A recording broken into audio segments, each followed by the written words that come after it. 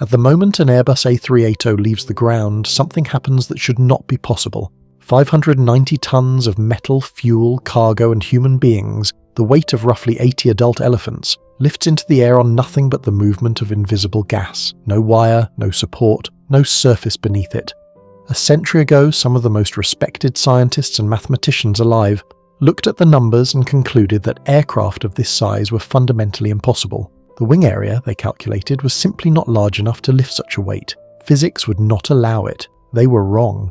But understanding exactly why they were wrong, and what is actually happening in those seconds between the wheels leaving the runway and the aircraft climbing through the clouds, is one of the most extraordinary stories in all of engineering, because a 500-ton aircraft does not fight gravity to stay in the air.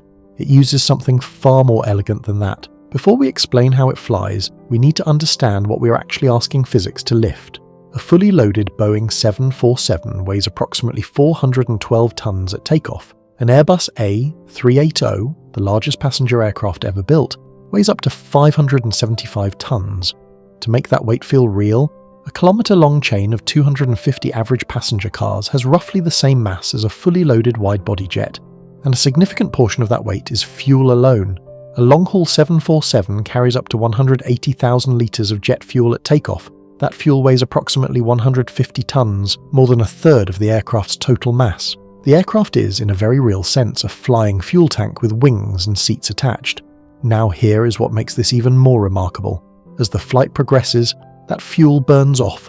A 747 flying from London to Sydney burns roughly 150 tons of fuel over the journey, which means the aircraft landing in Sydney is dramatically lighter than the one that took off from London. The wings, the engines, the control surfaces, all of them are designed to manage not just one fixed weight, but a continuously changing one. The aerodynamics that work at maximum takeoff weight must still function perfectly when the aircraft is nearly empty. That engineering challenge alone occupied some of the greatest minds of the 20th century for decades. Most people learn the same explanation for how wings work in school. Air travels faster over the curved top of the wing than along the flat bottom. Faster air means lower pressure. Lower pressure above means higher pressure below. The wing gets pushed upward. That explanation is not wrong, but it is incomplete. And the part it leaves out is what actually explains how 500 tons gets off the ground. The full picture involves something called angle of attack. A wing does not just passively redirect air over its curved surface. It is tilted slightly upward at the front, typically by a few degrees during takeoff. This angle forces the wing to deflect a massive volume of air downward as the aircraft moves forward.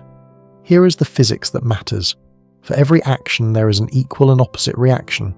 Forcing hundreds of thousands of kilograms of air downward, every second produces an equal upward force on the wing. This is not a gentle lift. It is a continuous, violent redirection of an enormous mass of air. At takeoff speed, a large jet engine moves a volume of air comparable to filling an entire football stadium every few seconds. The wing is working with that airflow, using both the pressure differential and the deflection force simultaneously. The result is lift, not from magic, not from defying physics, but from exploiting two separate physical phenomena at exactly the same time, at exactly the right speed, with wings engineered to generate the precise forces needed for that exact aircraft weight. The scientists who said it was impossible were calculating for wings that worked on pressure differential alone. They were not accounting for the full picture. Now here is something that surprises almost everyone who sees it for the first time. Aircraft wings are not rigid. They are deliberately designed to bend. In structural certification tests, the wings of a large commercial aircraft are loaded until the wingtips deflect upward by as much as 5 to 7 meters from their resting position. The test continues until the structure either passes or fails. On the Boeing 787, the wings were bent upward by over 7 meters before the test was stopped. The structure had not failed. This flexibility is not a flaw. It is one of the most critical safety features on the aircraft. A completely rigid wing would behave like a metal bar in turbulence. Every sudden change in airflow would transmit its full force directly into the fuselage and the passengers inside. More critically, a rigid wing hit by a severe gust load would have nowhere for that energy to go. It would concentrate at the weakest point and potentially fracture. A flexible wing absorbs that energy. The wingtip deflects upward, storing the energy like a spring. then releases it gradually as the gust passes. What passengers feel as mild turbulence would, in a rigid aircraft, be a violent structural event. Modern wings are built from combinations of aluminum alloys, titanium, and increasingly carbon fiber composite materials, each chosen because they combine high strength with controlled flexibility. The wing is not fighting the air, it is moving with it. Even with perfect wing design, none of this works without speed, and speed comes from the engines.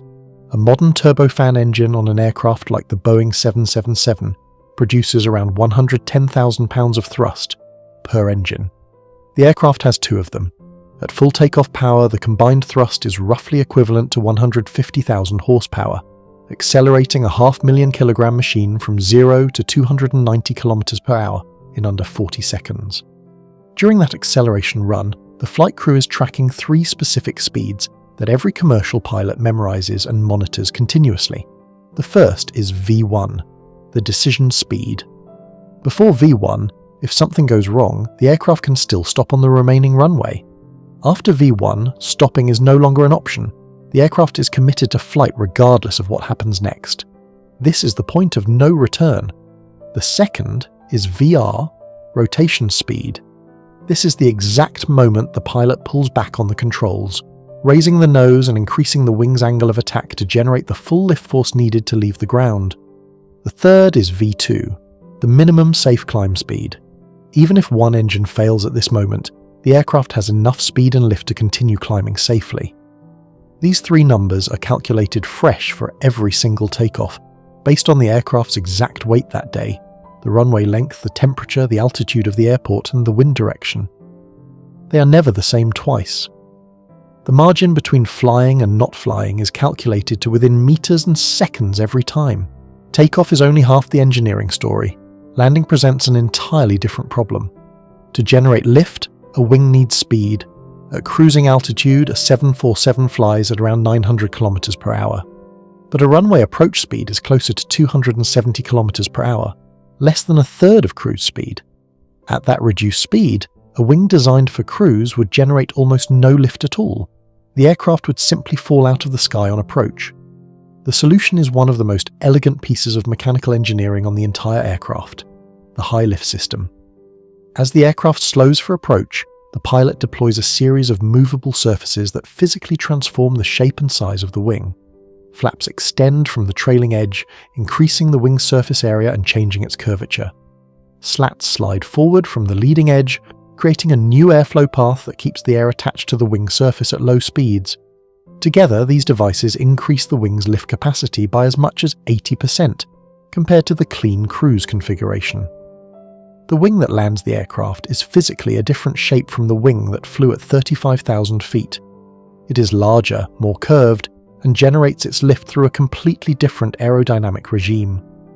This transformation happens automatically, controlled by hydraulic systems, on every single approach.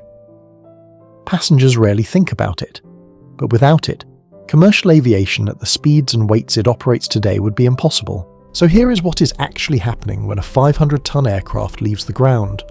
2 physical forces, pressure differential and momentum deflection, combine to generate a lift force large enough to overcome the weight of a small city block. Wings built from materials that bend rather than break absorb the energy of every gust and thermal without transmitting it to the passengers inside.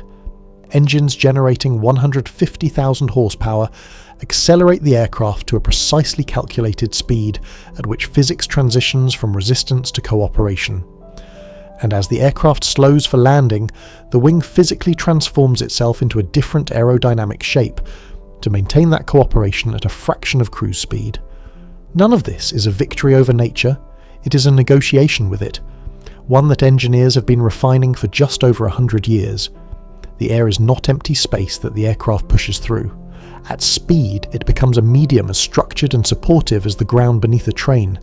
The aircraft does not fly despite the air, it flies because of it. Here is what I want you to think about after this video. Everything we just described, the lift, the flex, the flap deployment, is happening simultaneously, automatically, on thousands of aircraft right now. Most of them are over oceans, many are in weather that you would not want to drive a car in. And the failure rate of commercial aviation is so low that that you are statistically safer in that 500-ton aircraft at 35,000 feet than you were driving to the airport. How did engineering get that good? And where are the limits? That is the next video. I will see you there.